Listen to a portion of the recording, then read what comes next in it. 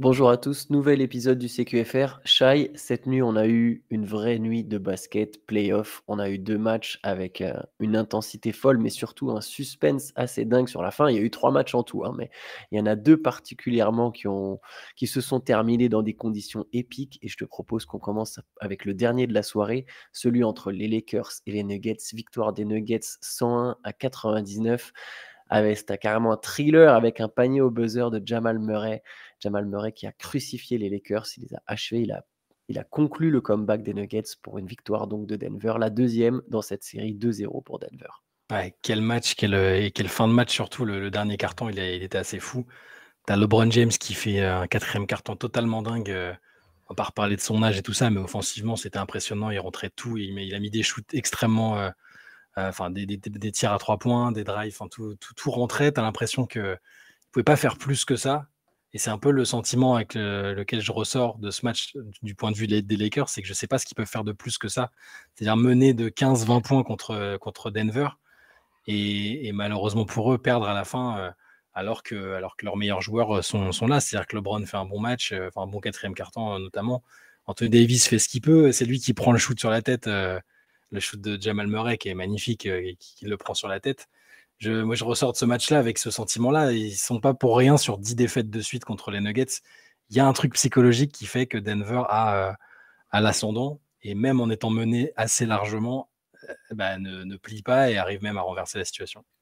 C'est marrant, je me suis fait un constat un peu similaire. Je me suis dit, mais en fait, si tu prends pas celui-là, en fait, j'ai essayé de me mettre dans la tête des joueurs des Lakers et de me dire, mais là, sur le coup, le moment où Murray il met le buzzer, t'as la salle qui explose, t'as tout le monde qui saute sur Murray, t'as les mecs qui repartent la tête baissée, tu les vois la tête baissée. Et je me suis dit, mais en fait, dans ta tête, tu dois te dire, mais si on prend pas celui-là, on prend lequel?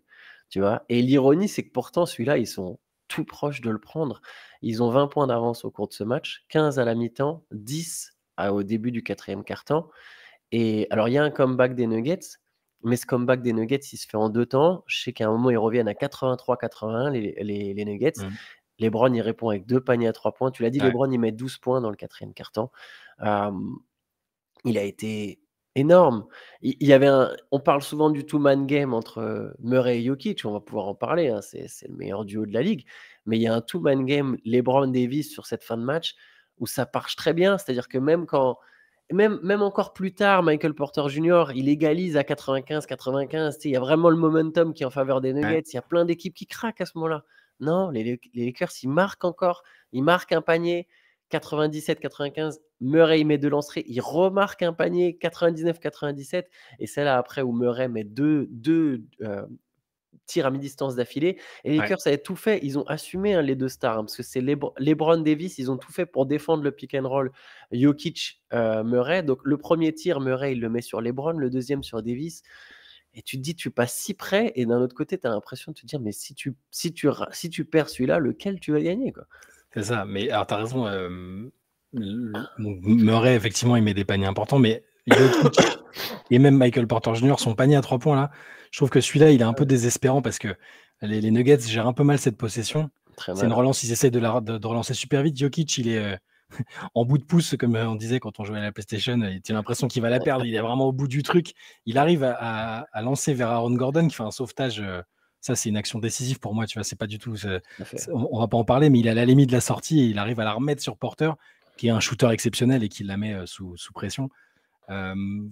Sentiment d'impuissance pour les Lakers, je pense que ils doivent se demander comment ils vont faire. Et puis d'un côté, j'ai aussi envie de dire qu'ils peuvent s'en prendre qu'à eux-mêmes parce que avec cet effectif-là, est-ce que tu dois finir aussi bas et jouer une équipe comme les Nuggets d'entrée? Tu vois, c'est aussi ça, on peut revenir sur la saison régulière. C'est-à-dire qu'ils finissent. Non, mais je sais pas. Ils passent par le play-in, tu vois. Non, mais ils sont à 47 wins. Leur effectif, je le trouve pas si impressionnant. Je sais qu'ils accrochent bien les Nuggets, mais ils finissent à 47 wins déjà, ce qui est beaucoup. Et ça veut dire ils méritent quoi? Mieux que l'effectif des Suns ou que des Mavs ou que les Clippers, tu vois, les équipes de. Peut-être. Je trouve que leur effectif est meilleur que celui que les Suns. Non. Je sais pas. Il est pas moins bien construit en tout cas. Enfin, avec les Non, deux il stars est qui pas se moins connaissent bien bien, qui ont été construit, championnes mais ensemble. Ils je ont serais que pas un choqué, 5 quoi. majeur. Moi, ce que je trouve, c'est que les Lakers, ils ont que un 5 majeur. Derrière, c'est Mmh, le vide. D'ailleurs, c'est le vide, hein. Il y a personne qui a rien apporté d'autre, mmh. hein. C'est le vide complet. Ils ont leurs 5 meilleurs joueurs et ils vont et le pire, c'est que plus les minutes passent, plus tu as ton 5 majeur qui joue toutes ces minutes. Après, on pourrait quelque part presque dire la même chose des Nuggets, hein. On le Mmh. voit alors là, Christian Braun a mis 10 points, mais on le voit, la rotation des Nuggets, elle est très légère aussi Ouais. et ça va être un problème peut-être dans les tours à venir. Mais mais ouais, les Lakers, Gabe Vincent, Gabe Vincent, il apporte très peu, Spencer Dinwiddie, il apporte très peu. J'ai découvert qu'Harry Giles, il était aux Lakers. Ah oui, tous les Lakers, ouais. J'étais même pas au courant, ça, pour te dire. Ils vont récupérer Christian Wood, au prochain match normalement, mais bon, je suis pas sûr que ça soit un game changer, absolu. Rui Hachimura est passé et Austin Reeves sont passés un peu à côté de leur match. Davis, tu en as parlé, il a mis 32 points, 11 rebonds, il y a eu 26 points, 12 passes pour LeBron. Après, ouais, Murray, j'aimerais juste revenir sur Murray. C'est quand même quelque chose, hein, parce qu'il fait quand même un match dégueulasse, en fait. Il fait un match dégueulasse. Ouais. Il fait un match dégueulasse, mais personne va s'en souvenir et à juste titre. Tu peux même pas te souvenir qu'il a fait un match dégueulasse. Il met 20 points, mais il a raté les 14 de ses 18 premiers tirs. Il a mis 5 des 6 derniers. Ouais. Il a mis les 6 derniers points des Nuggets. Hem, il a mis les paniers qu'il fallait et surtout, C'est un tueur. il y a un truc qui me marque avec les Nuggets, c'est une des rares équipes dont la balle vit encore. Il y a encore de la vie dans le mouvement des Nuggets quand le match est chaud. Il Mmh. y a pas beaucoup d'équipes comme ça. Ça, c'est Jokic, hein. Ouais, c'est exactement, c'est Quand tu vois la Jokic, fin de c'est match, il exactement pilote et il ça. y a des Elle est là. les autres stars en exactement, ouais, les autres stars en fin de match, elles cherchent, l'opportunité de prendre leur tir, de créer leur tir. Jokic, il pilote. Il pilote, donc il a mis ses paniers aussi, hein, dans le run, Ouais, dans le ouais. retour, il a mis des 1er paniers comeback, importants. c'est lui, hein. Voilà. Mais, c'est ça, c'est lui qui dicte le rythme et qui continue de faire vivre le ballon. Tu as raison, c'est un paramètre important et derrière, bon, il faut avoir un mec comme Jamal Murray, c'est un mec comme Jamal Murray qui est un tueur, c'est vraiment un tueur ce mec, hein. C'est-à-dire qu'il Ah, est il prend il c'est ça l'excite, en fait, quand il non mais le tir qu'il met, enfin, c'est Anthony Davis devant, quoi. mmh. Il se détend, il se met devant lui, il est pas simple à rentrer, et les tirs d'avant aussi, ils sont qu'il arrive à se créer, ils sont pas simples. Les tirs à mi-distance qui rentrent, enfin, voilà, tout ça pour dire que c'est je serais un fan des Lakers, je serais assez déprimé, je pense, parce que tu te dis qu'il y a un sentiment d'inévitabilité, 10 fois de suite, et puis tu prends une défaite comme ça va être mentalement, ça va être très, très difficile. Ouais. Après ils sont tellement prêts à chaque fois qu'il suffit, tu vois, d'une victoire pour les booster, mais oui, Mmh. c'est compliqué. Juste, je donne les stats de Jokic avant qu'on parle des Knicks. 27 points, 20 rebonds, 10 passes. Ouais, Voilà, voilà, propre. ça c'est fait, 22 merci. points 22 points Michael Porter Junior aussi. Ouais et 6 paniers à 3 points de Lui Michael Porter lui Jr. aussi mentalement, on s'est pas mal on l'a pas mal Mmh. critiqué depuis des années, mais il faut dire le gars, il a quand même, un frère qui a pris, 6 ans de prison et l'autre qui vient de se faire bannir de la NBA. Il tient le choc, quoi. Faut lui reconnaître ça. Non, c'est clair, bah, tu as raison, tu as tout à fait raison. Les Knicks qui du coup ont battu les Sixers, 104-101. Là aussi, c'était un match avec, une fin de match assez dingue. C'est-à-dire Énorme. New York avait 8 points d'avance, a gaspillé cette avance, s'est retrouvé avec 5 points de retard à 30 secondes de la fin et en 30 secondes, alors que le Madison Square Garden était devenu tout calme, les Knicks ont tout renversé avec 2 paniers à 3 points, un de Jalen Brunson, puis un de Donte DiVincenzo. Une action folle d'ailleurs qui mène au panier pour la gagne de Mmh. Donte DiVincenzo et victoire des Knicks qui mènent 2-0 contre les Ouais, Sixers. incroyable et DiVincenzo, il a eu le droit au double bang de Mike Breen. C'est très, Mmh. très rare, c'est la 6e fois de l'histoire que ça se passe.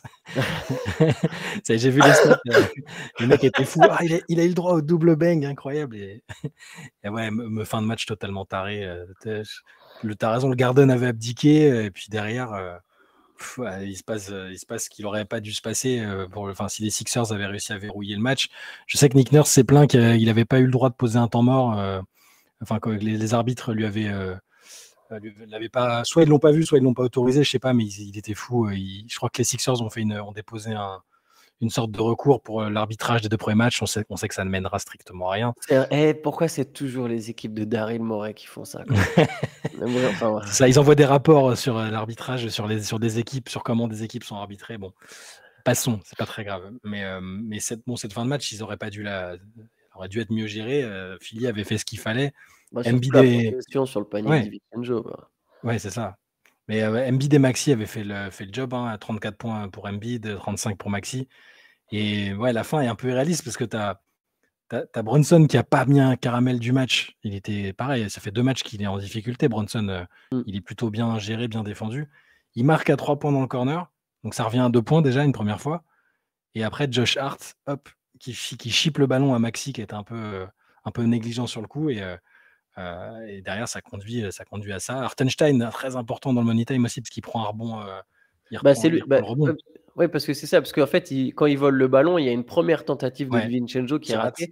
Et je Ouais. trouve le rebond d'Hartenstein, il est symbolique parce que en plus d'être évidemment précieux, vu que ça mène à la deuxième tentative Mhm. de DiVincenzo qui marque, en fait, c'est fait 2 matchs que les Knicks, encore une fois, dominent leur adversaire au rebond. Et Et oui. Embiid, il y a beau avoir Embiid, en fait, les Knicks dominent au rebond. Alors, c'était un peu moins flagrant sur ce match-là. Mais justement, en deuxième mi-temps, dans le quatrième quart-temps, Embiid, je crois, il prend pas un rebond. Il Ouais. finit pourtant avec 10 rebonds au total, mais je crois qu'il en prend pas un seul dans le quatrième quart-temps. Et Mhm. enfin, il y a une domination au niveau du cœur et de l'énergie et du courage de ces Knicks. Enfin, Ouais. c'est à leur image, mais ouais, on a Et, l'impression que ça les transporte, quoi. ouais, c'est ça. Et pour revenir sur Hartenstein, il y a aussi, si ma mémoire ne me fait pas défaut, il contre Maxi, ce qui permet derrière à Exactement. Anunoby de marquer 2 lancers, Exactement. de conserver l'avance. Il y a Embiid qui a le temps, qui prend quand même un shoot à la fin pour essayer d'égaliser. Mais c'est tous ces petits trucs-là. Il n'y a pas de superstar au sens traditionnel du terme, même si Jalen Brunson est une star. Mais collectivement, ils ont ce cœur. Tu vois, les Josh Hart qui se jettent sur tous les ballons, Anunoby qui est très bien, Hartenstein, et puis DiVincenzo qui est sur la lancée de sa saison où il a une confiance en lui qui est incroyable, et il est monté en responsabilité aussi là, depuis qu'il est au Knicks. Et c'est incroyable. Le Garden était un volcan après à la fin. Enfin, il leur faut pas grand chose. L'étincelle est facile à déclencher, mais c'était ouais. Les Knicks du coup sont à 2-0. Embiid a dit qu'ils auraient dû être à 2-0 d'ailleurs, hein. Et Mm. c'est pas totalement faux sur la manière dont se sont déroulés les matchs. Philadelphie a été assez proche à chaque fois et a gâché des chances, je pense. Et j'espère qu'ils vont pas le regretter après, parce qu'on sait qu'Embiid est sur un fil. On le voit encore. Je sais pas si tu as vu sur l'avant-match, il était avec des lunettes. Il avait des espèces de lunettes de soleil, parce que personne n'a compris pourquoi il avait un œil qui clignait et pas l'autre au dernier match. Donc il doit y avoir un souci de leur niveau Oculaire. de ce côté-là, ouais. Plus le genou. Enfin, les Sixers, je me répète sur ce que j'ai dit hier, mais je les trouve trop sur un fil justement pour espérer battre une équipe qui va jouer à 2000% à chaque fois. Il y a un truc pour les Sixers comme pour les Lakers. Alors, je pense que ça concerne plus les Sixers que les Lakers, même toutes les équipes qui sont menées de 0. Il y a aussi Orlando dont on va parler après. C'est qu'on dit souvent qu'une série, elle n'a pas commencé tant qu'il n'y a pas eu une victoire à l'extérieur. Mhm. Par exemple, les Lakers sont passés tout proches, sont passés tout proches là à Denver. On sait que c'est dur d'aller jouer à Denver. Il y a encore un monde où ils égalisent à Bien 2-2 sûr, et la ouais. série est relancée. Bon, c'est un peu plus dur, je pense, dans le cadre des Lakers parce qu'ils jouent la meilleure équipe, ou en tout cas le champion en titre et la meilleure équipe de l'Ouest.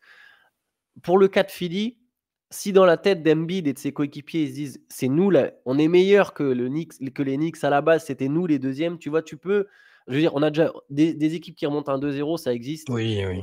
il y en a un paquet. Si tu penses que tu es la meilleure équipe, tu vois, tu peux rétablir à domicile, gagner les 2 matchs et tu arrives sur un game 5 où la dynamique a changé. Voilà, donc si Embiid dit ce genre de choses, si ça permet à ses coéquipiers d'avoir un discours optimiste, parce qu'ils ont pas grand-chose à envier à ces Knicks a priori, hein, Oui, mais le fait sur que le c'est talent des meilleur meilleurs que joueurs, a priori, ça, oui. Sur le talent pur, non. Mais collectivement, par contre, il y a un monde, hein. Enfin, un monde. ouais, bah, ça Exagère. va quoi. Mais il n'y a personne qui matche l'intensité des Knicks dans ces playoffs, de toute façon. Après, Mmh. contre des équipes peut-être plus fortes ou moins abîmées que les Sixers, ce sera différent. Mais ils ont ce que tu évoquais tout à l'heure, le cœur, c'est pas sous-coté, hein, c'est des impondérables, c'est pas de la tactique, Mmh. c'est pas de la technique, c'est juste c'est Ah la ça combativité, ça se traduit par des rebonds offensifs, toutes ces choses-là, les deuxièmes chances, voilà, le rebond d'Hartenstein pour permettre après à DiVincenzo de re-shooter, c'est l'exemple même de cette équipe. ouais. Allez, on va passer au 3e match de la soirée, celui entre Cleveland et Orlando. C'est la série un peu moins sexy, hein, ça fait 2 matchs que bon, Tu sûr que tu vas en parler là? Parce que c'est les Cavaliers ont battu le Magic ouais. 96-86. 23 points de Donovan Mitchell, 16 points, 20 rebonds de Jarrett Allen. C'est le duo qui avait déjà fait la différence sur le premier Ouais. match. Evan Mobley aussi est pas mal, il a 17 points, lui aussi avait fait un bon premier match. Bon, on est sur une série qui d'une est défensive, mais deux où en fait, je sais plus, je l'avais est-ce qu'on l'avait comparé aux Timberwolves Grizzlies Absolument, tu t'avais fait la comparaison, oui. tu sens qu'en fait les deux équipes elles sont pas vraiment au niveau. En fait, elles pourraient jouer, je pense, elles pourraient jouer d'autres équipes et chacune se faire taper au premier tour. Je sais pas comment expliquer, mais bon, les Cavs ont quand même le mérite. Les Cavs quand même abordent nettement mieux ce rendez-vous que l'an dernier. Oui. Mais il y a un truc à Orlando, c'est on l'avait souligné, pas que nous, tout le monde le souligne. Il n'y a pas d'attaque. C'est pas une attaque digne d'une équipe de playoff. Et c'était la 22e attaque de la ligue. Déjà, donc c'était de loin la plus mauvaise attaque à se qualifier en playoff. Et là, ça fait 2 matchs. Ils sont à 36% au tir sur les 2 matchs. Ouais, c'est compliqué, hein. 36 ou Non, 34, pardon. Je te 34, tu m'as dit tout à l'heure, ouais. 34% au tir sur les 2 matchs. C'est Ouais, et catastrophique. puis à 3 points, ils en mettent pas. 23 à 3 points et même 68 au lancer franc, ce qui est pas dingue en fait. Sur le premier match, ils m'ont rendu fou. Sur la ligne, il n'y a rien qui rentrait. Enfin, j'ai l'impression que c'est une équipe qui prend le mur des playoffs en pleine tronche. Parce qu'en saison régulière, ils arrivaient à compenser cette adresse, cette attaque un peu limitée par un peu parfois les mêmes recettes que les Knicks. Il y avait beaucoup de cœur, d'agressivité dans le jeu défensif. Là, ils sont pas catastrophiques en défense, loin de là, mais c'est trop maladroit. Le terrain se resserre. Quand Cleveland, mine de Oui. rien, a un joueur Donovan Mitchell, qui est au-dessus du lot. On l'a déjà dit plusieurs fois sur des matchs où l'adversaire n'est pas l'une des top équipes. Mitchell, en général, il arrive à faire des différences. Et lui, il a déjà fait des playoffs, et la plupart de ses coéquipiers aussi, d'ailleurs, depuis l'année dernière. Et ça se voit. Ça se voit aussi. Il n'a pas besoin de mettre 45 points, ça se voit. Et Banchero et Wagner sont pas dramatiques, mais ils surnagent pas, ils subliment pas le reste de l'équipe. Et du coup, tu te prends 2 défaites où tu n'as pas l'impression que l'adversaire est imprenable, mais tu perds quand même, quoi. Ouais, je trouve. En fait, en saison régulière, déjà, tu peux compenser parce que certaines équipes reviennent pas en défense et tu as peut-être, je sais pas, 10 points par match juste sur transition que tu as pas nécessairement en playoff parce que cette fois-ci, il y a beaucoup plus la volonté de non, mais attends, quoi qu'il arrive, sur chaque possession, on doit faire l'effort de revenir. Donc, il y a beaucoup plus de possessions sur demi-terrain, mais le Magic, catastrophique sur demi-terrain. Banchero, c'est un joueur que j'aime beaucoup. Franchement, j'adore le joueur, je crois en lui. Euh, Il y a tu vois, les comparaisons avec Carmelo, bah, des fois, je les capte. Tu vois, il y a des moments, Banchero, il garde vraiment la balle, quoi, tu vois. Et déjà mais en même temps, il n'a pas 50 autres choix non plus parce que ça crée très peu enfin, il y a très peu de manières de créer du jeu autour. Ouais. Et je trouve que l'attaque du Magic est vraiment trop limitée. En plus, là, ils ont perdu Jalen Suggs sur blessure. Ouais. Tu sens qu'il manque encore des pièces. Alors voilà, pareil, la série est toujours pas finie. Elle va aller à Orlando. Il n'y a pas un adversaire non plus ultra redoutable en face. Je veux pas manquer de respect aux Cavs. Encore une fois, je trouve que les Cavs, ils ont le mérite de prendre nettement mieux ce rendez-vous. Et il y a une bonne équipe. C'est une bonne équipe, Cleveland. C'est pas une mauvaise équipe. Mais le Magic est pas si loin des Cavs en termes de possibilités. Mais ouais, c'est ça. Au moins, ça leur montre clairement pour la suite ah ouais, non, mais il faut vraiment qu'on développe une attaque et il nous faut des joueurs capables de développer une attaque parce que là, je sais pas, sur ce match-là, Fultz, il fait quoi? Il a joué que 6 minutes et Cole Anthony, là, j'ai pas en tête leur match là, mais Cole Anthony, il a 0 sur 4, ouais. Tu vois, c'est Ouais. pareil, eux deux, j'avais trouvé en sortie de banc sur le premier match, il y avait rien, quoi. Il y a Moritz Wagner, Franz Wagner et Banchero, grosso modo, C'est ça. sur cette série, quoi. Et il y a d'autres trucs moi, je sais qu'en playoff, parfois, tu as des coachs qui changent leur plan, qui s'adaptent à un adversaire en particulier, mais Jonathan Isaac, qui a été incroyable sur ses entrées, donc il n'était pas titulaire cette saison, hein. Il a que 2 titularisations sur 60 apparitions. Mais là, il a fait les 2 premiers matchs dans le 5, donc c'est aussi une nouvelle formule qui est tentée.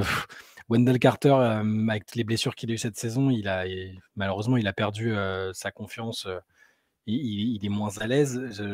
Je retrouve pas la même équipe, tu vois. Je sais que c'est logique que ce soit difficile. C'est une équipe jeune, c'est une équipe dont la plupart des joueurs n'ont pas joué les playoffs. Mais je retrouve pas la même atmosphère autour de l'équipe dans le jeu, la même dynamique. C'est ce qui me frustre un peu parce qu'Orlando perde contre Cleveland, c'est pas déconnant. Cleveland, il y a aussi du talent.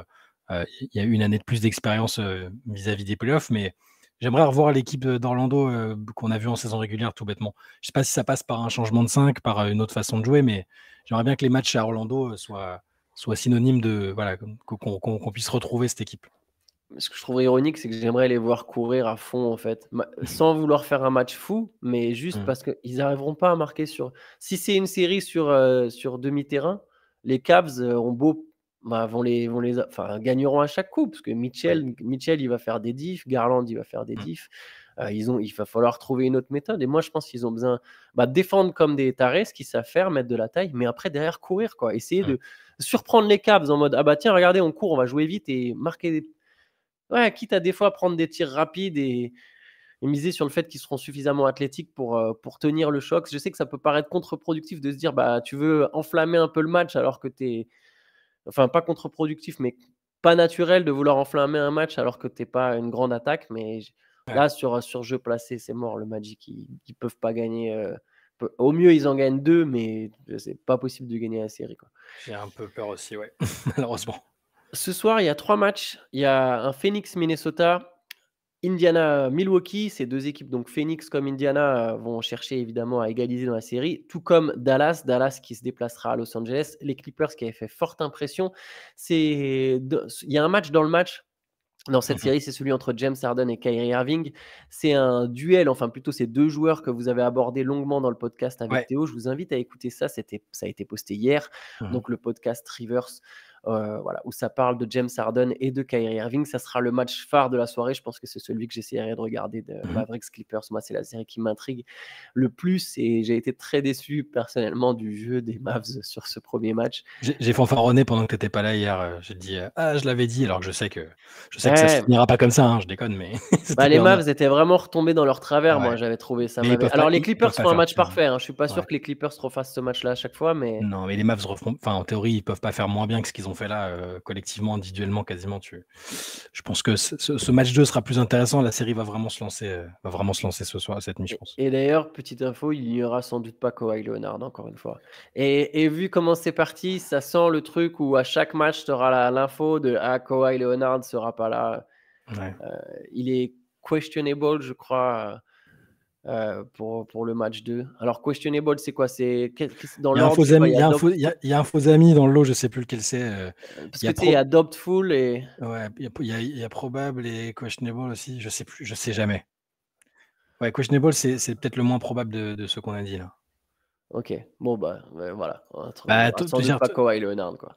tant que je pense qu'on le reverra, peut-être au match 3 ou enfin, je sais pas, là, avec le fait qu'ils aient gagné le premier, peut-être que ça lui laisse un peu plus de temps, mais oui, Mmh. c'est pas très rassurant sur le long terme, forcément. Ouais. Et bon, écoutez, on sera là demain pour débriefer tout ça ensemble et d'ici là, bonne journée à tous et à bientôt. Ciao. Ciao.